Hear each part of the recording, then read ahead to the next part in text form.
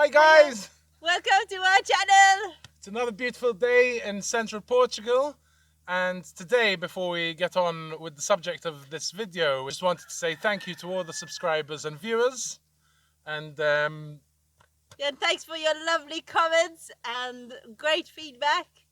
It's been amazing. yeah. We had one comment on the last video about fire safety and everything to do with fires from Arturo Costa Rebello. I hope I'm saying that right.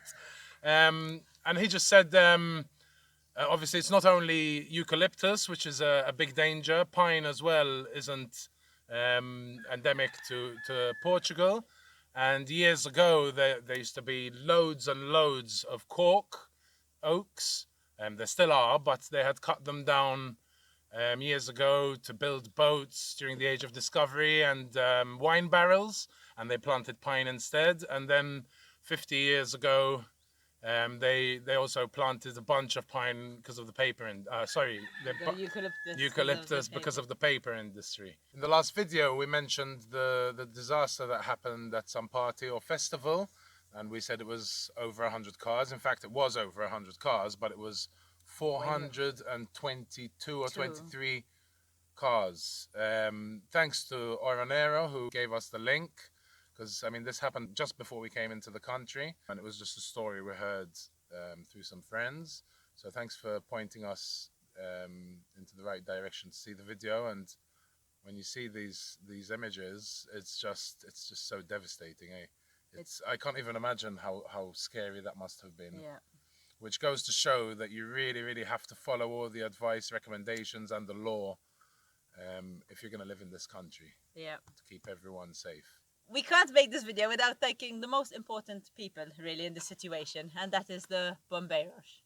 The firemen. The firemen. They really are real life heroes, and they save lives every day, and it's not an easy job, and it's super dangerous. A lot of bombeiros have lost their lives, and we have like the rest of the country, we all have a lot of respect for these people. They really amazing. are. Yeah.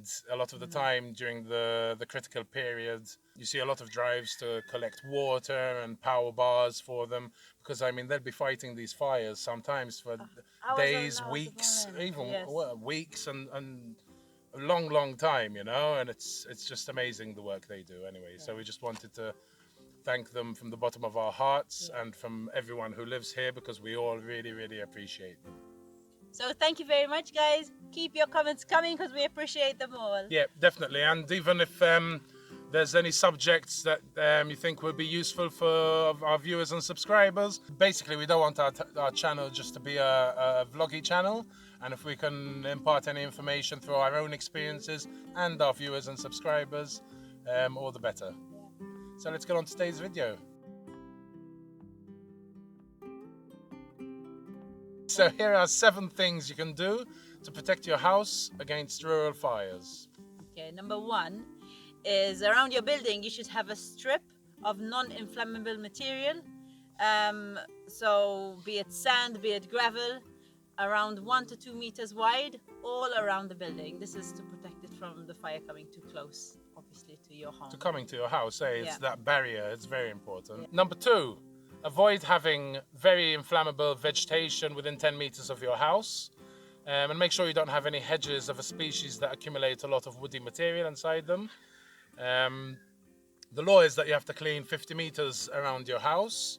You can have some fruit trees, but they have to be, I think it's 5 meters away from the house, and then there's, like from treetops, they should be 4 meters apart.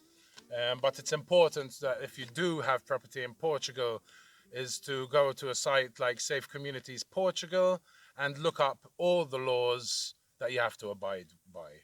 And also avoid having any enclosures made out of heather or cane, stuff like that, that's super dry.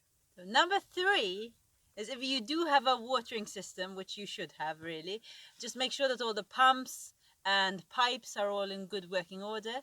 And if you know that there's a fire in the area, it's maybe good to prepare your property, like if you can saturate the area around maybe your house, and also collect a couple of buckets and put them... Start filling buckets. Yeah, start filling buckets. In the house, out the house. I mean, this is obviously if there's a fire, close-ish fire. Yeah. Number 4, The roof of a house is one of the most vulnerable parts of your house, so make sure you clean any debris, any moss, any leaves from the roof, from the gutters, from the drain pipes. It also makes sense to install a spark screen for your chimney. And also, especially if you burn wood like pine that has a lot of resin, it really does accumulate a lot in the chimney, and it can catch fire if you don't keep cleaning it, keep it clean. So make sure you clean your chimneys out. Tip number 5 is to protect your doors and your windows. You should have blinds or shutters. Your windows should be either double glazing or tempered glass.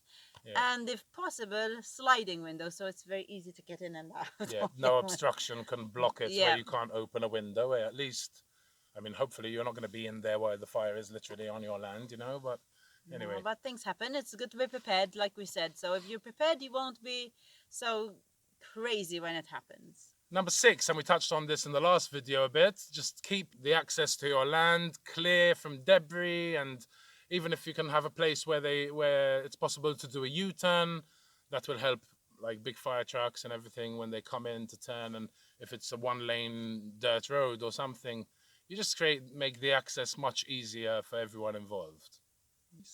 Okay, so last but not least, it's keep a list of your emergency numbers on your phone. In an emergency, obviously, no one is thinking straight, so it's good to have these at hand where you don't have to think too much about it, because even simple numbers, you can easily forget them. Yeah, and also keep an eye out on what's going on in your area. There's some great resources, like we mentioned in the last video. Fogos.online is a very good one where you can track fires in real time. Now, last year, they were having some issues with the tech, I think, because it wasn't updating, like keeping updated like it was the year before, where they tell you how many fire engines are there, how many planes are there, the situation, if it's put out or if it's restarted. But in summer, in the critical period, it's really, really important to be aware of everything that's going on. There's some other really good resources as well. We've mentioned Safe Communities Portugal. We've mentioned the ICNF, where you register to have small fires. There's also some really good Facebook pages to have, to be a member of. There's one we're members of, is the Associacao de incendios florestal, I think. Basically, it's the Association of Forest Fires Alerts. We can put a link in our description. Yeah, we'll put all these links in the description, so if you do move here, you know, you can subscribe or find them or whatever. Just because all these fire warnings are in summer, don't forget about them throughout the whole year. So because the weather's different, it's nice and it's rainy, and you seem to forget all the dangers that happen come summertime. So if we are aware and we are prepared, then it's really easy to follow the rules once summer comes around. All right, I think that's it from us. Today is a beautiful day, and we've had a few days of rain over the past few weeks, so the ground should be relatively soft, so we can start pulling out some bushes. Actually. So yeah, I hope you learned something from this video. If there's anything you think we missed out on and you think you should add, go ahead and do so in the comments below. If you did learn anything and enjoy our videos, please subscribe and don't forget that notification bell. Give us a thumbs up too. Yeah. Hey Molly, tell them. Oh, before we go, so I have just started, because I've been doing a lot of research on this channel and how to grow better and how to improve. Yeah, so I found out about this mailing list, and I am only just trying it out, so bear with me if it's not perfect right now. It's going to be the first try, but yeah, so I have started this, what they call landing page, and if you go on it and give me your email address, I can send you all this information that we find useful. Yeah, we plan to have, like, every now and then some useful information, which might even be handy just to have a hard copy of, maybe if you want to print it or whatever. Yep. Also, maybe in the future, I've been promising my old customers of the food truck for years that will come out with a recipe book, you know, but now with the videos, I don't see as much as a point to do it. But maybe in the future, we'll do a PDF recipe book of all the recipes of the food truck. even just for myself, Yeah. I'd like to have that. So yeah, we're just figuring it out and testing the waters and all that. And I tried to do one do's and don'ts of fire safety for the last video. I did manage to do it. It looked really nice, but I couldn't figure out how to send it to you guys. So as soon as I manage that, I will. Bear with us. In the too. meantime, Yeah, but just go into the description, and there will be the link yes, there'll be the link. to the And landing if you page want where it, you can download, where you get this information. all you've got to do is give us your email address, and then PDF you form. will be on our email list.